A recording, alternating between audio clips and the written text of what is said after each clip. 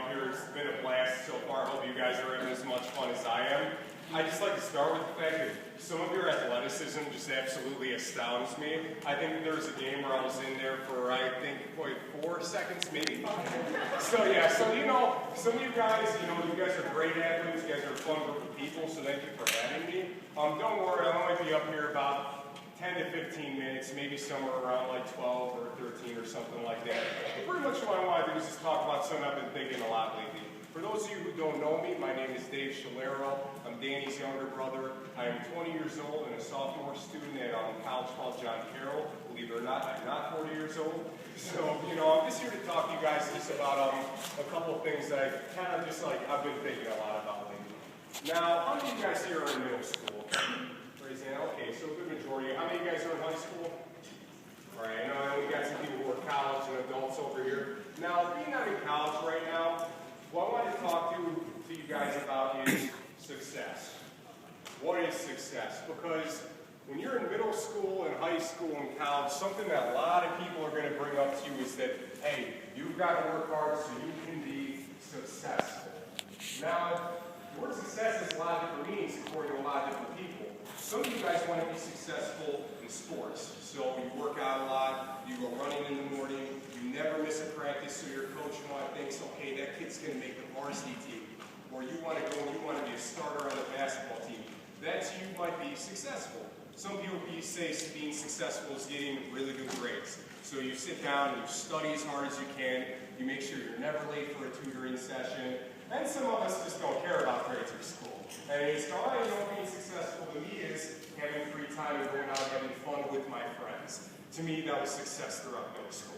So I think the thing we need to realize, though, is that there's so many definitions of success that people in this world give us. If you look at the TV, you've got some of these rap artists like Lil Wayne. He'll go, oh, success is getting as much money as you can, and getting as many girls as you can, and being as popular as you can. Some people think, oh, being successful is being rich. Other people tell you being successful is being popular, having as many people in your school like you as possible. Now, my question is where are we getting this? How do you succeed in life? How do you know that you are being successful?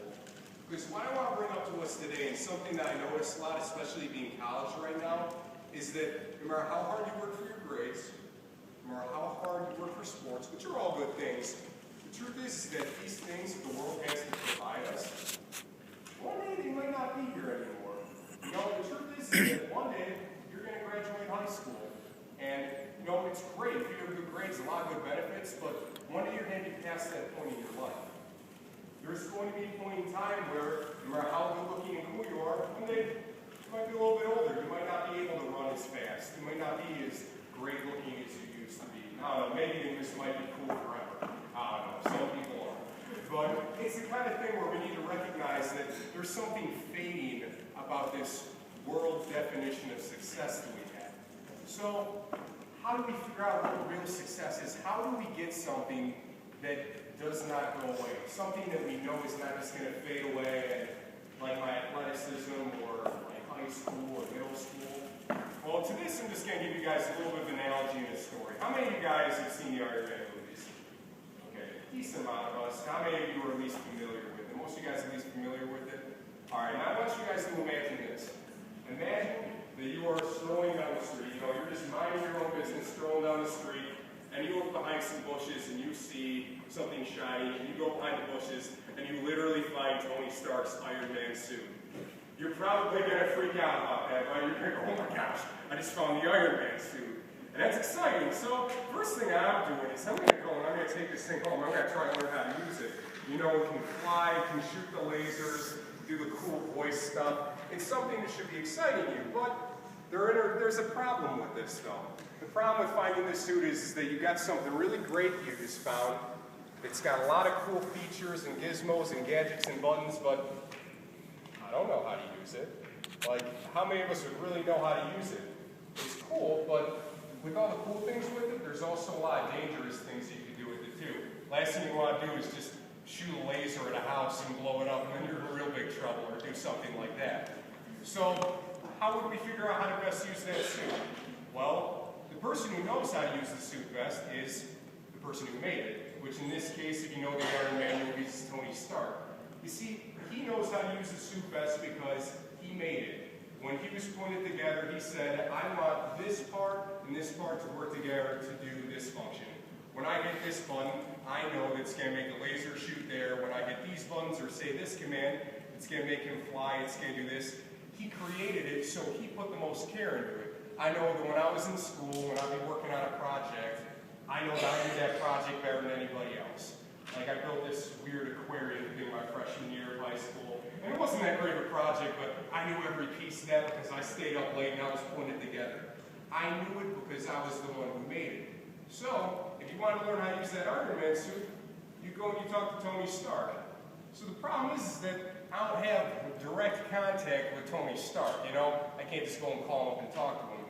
But the ideal thing to do in that situation would be, if he had an owner's manual for the suit, to go and read that. You see, the cool thing about owner's manual is that the person who made it, he goes and he talks to people and he says, hey, here what I'm going to do is give you guys a little step-by-step process with tips and the instructions on how to use the suit.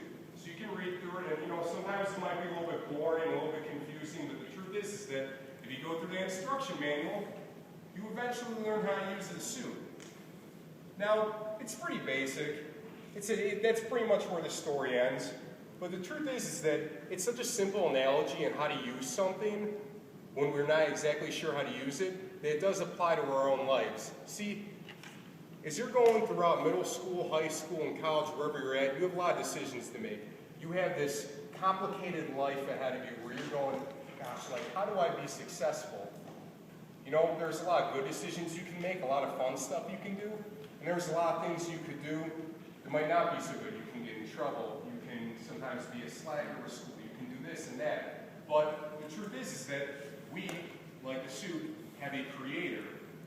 We have God who made us. It says in the Psalms that we are fearfully and wonderfully made. Now what that means is that when God created us, He put time into us. So every strength or weakness or every single little part of you, God knows, and He put you together like that for a purpose. Just like Tony Stark put the suit together and he said, you know, other people might not be able to understand what it means when I put this button here and this button there. And sometimes in our own lives we might go, you know what, like, why do I have a tendency to do this? Like, why am I afraid of this? Or why is my personality like this? Well, guess what? God knows us better than we even know ourselves because He created us and He loves us. So He knows what the purpose of our life is. He knows what every single little facet of our being is meant for.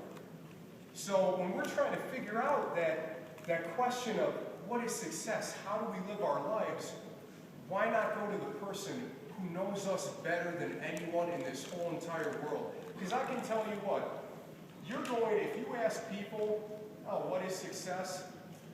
You will get a million different answers. Michael Jordan thinks that championships are success. I'll tell you what, if championships are success, then I'm the most unsuccessful person in the world because I can barely last 5 seconds in a dodgeball game against you guys. So, and the highlight of my sports career was probably winning an intramural league title at the age of 8. So you know what, in his eyes, I'm not very successful. But I'll tell you what, there's a different definition of success from God. And some of you guys might go, you know what, it's not like I'm just talking back and forth directly to God. But here's where that analogy comes back in. You might not be able to have a speaking conversation with God, but guess what? He left us an owner's manual. You know what it's called? It's the Bible. I know it might sound a little bit cheesy, but if you really think about it, it's what it is, isn't it?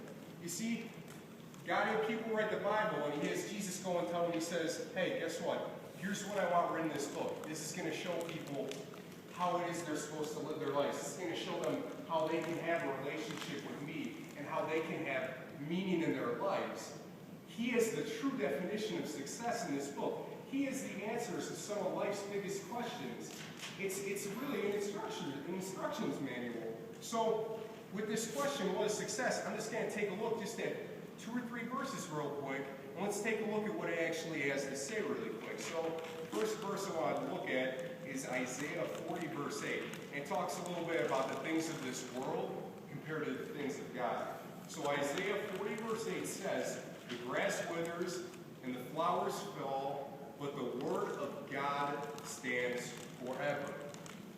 So you know how we were talking about the things of this world, how your popularity might fade, the fact that you're in school and you've got all this stuff going for you might fade? Which is right here, the Word of God stands forever.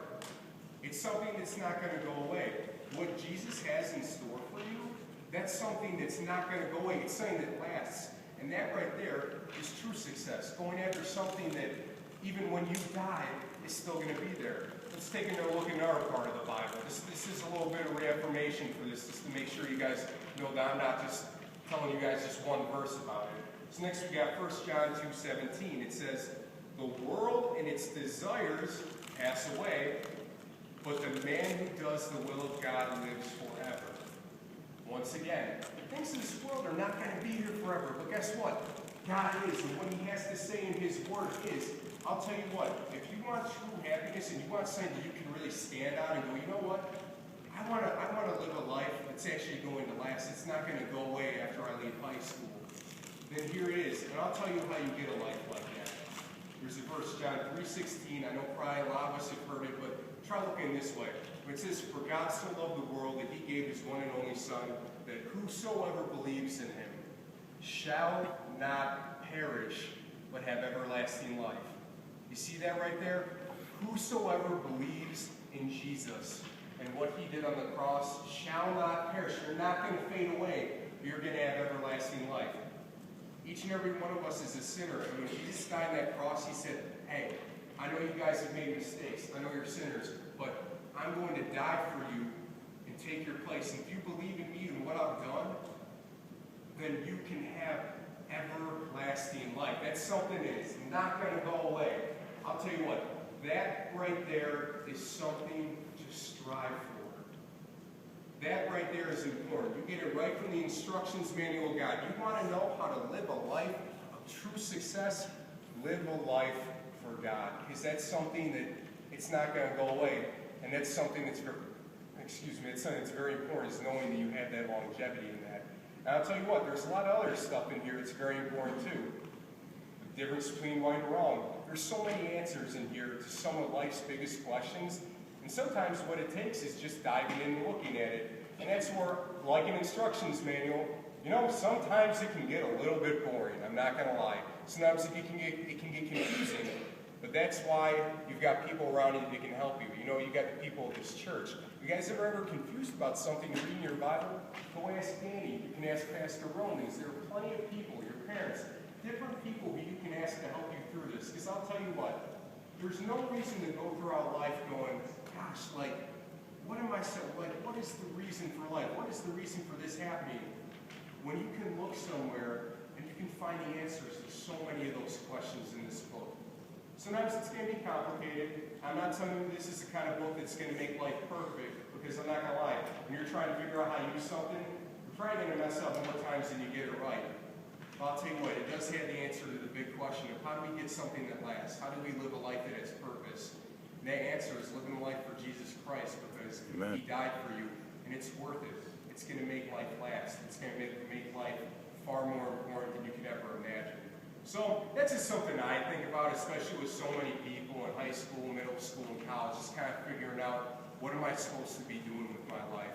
And right here, this is my plea. Go ahead and take a look at the Bible. It's got a lot of good stuff in it. If you ever have questions, I'm going to be here tonight. And you've got Danny. I'm sure he'd love to answer any of your questions about that. So hopefully I didn't keep you guys too long. So get back this dodgeball. I hope you guys all play. Good job, Dave. Excellent. Excellent.